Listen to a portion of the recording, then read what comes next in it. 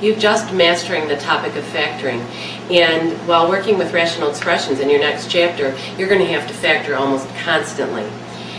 What you're going to do during this chapter, rational expressions are basically algebraic fractions. And what you're going to do is you're going to learn how to simplify fractions, multiply and divide fractions, and add and subtract fractions. Again, they're called rational expressions, but we mean algebraic fractions. Finally, you're going to learn to solve rational equations. Again, they're going to be equations that involve algebraic fractions in them.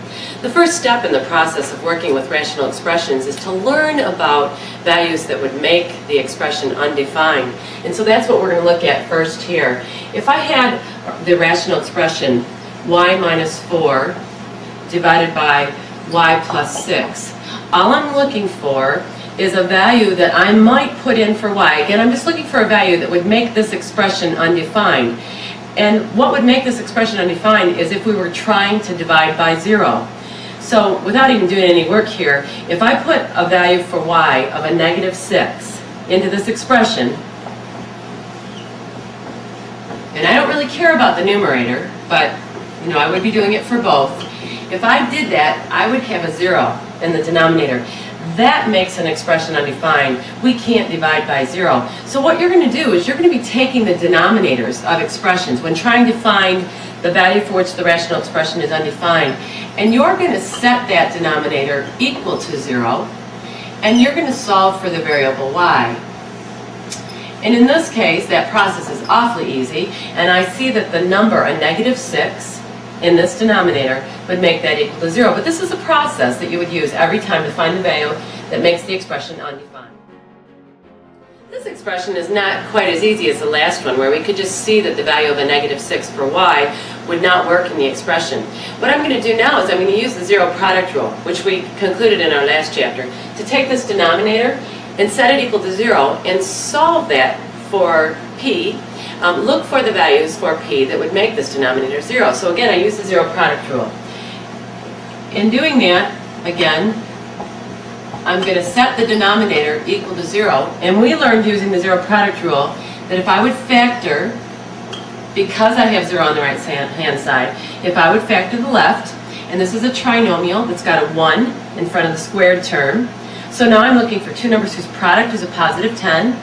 That add to be a negative 7. Those are going to have to be negative values for their product to be positive and for them add to be 7. They are going to have to be 5 and 2, because a negative 5 times a negative 2 is a positive 10, and a negative 5 plus a negative 2 adds to be a negative 7. Now all I do is I use the zero product rule, so I let p minus 5 equal 0, and I let p minus 2 equal 0. And then here I'm going to add 5 to both sides. And I find out that one of the values that does not work in this expression is the number 5. Here I'll add 2 to both sides, and I'm going to find out that there's another value, in this case a 2, that will not work in this expression because it will cause the denominator to be 0. Let's just check this one. I won't bother to check both. But when I put a 5 in for p, so I'm going to take 5 and square it, and I'm going to subtract 7 times 5, plus 10. Order of operations tells me to do this first. So I'll have 25. And I'm going to go ahead and multiply next. Minus 35 plus 10. And I work from left to right. I have a negative 10 plus 10. And sure enough, that value of 5 for p, when put into the denominator, just cause that to be 0. That is one of two values that will not work in this rational expression and causes it to be undefined. One last example for finding out whether or not, or what value for this rational expression will cause this expression to be undefined. Again, I'm going to take the denominator and set it equal to 0. And then the zero product rule says that I should factor this side in order to solve this equation for x. And I see that there's a common factor of 5 in this expression. I'm going to get that out. And what I do, I'm left with this x minus 6 in parentheses. The zero product rule says to take every factor and set it equal to 0. There's no point in setting 5 equal to 0 because it's not a true statement, and it does not include the variable.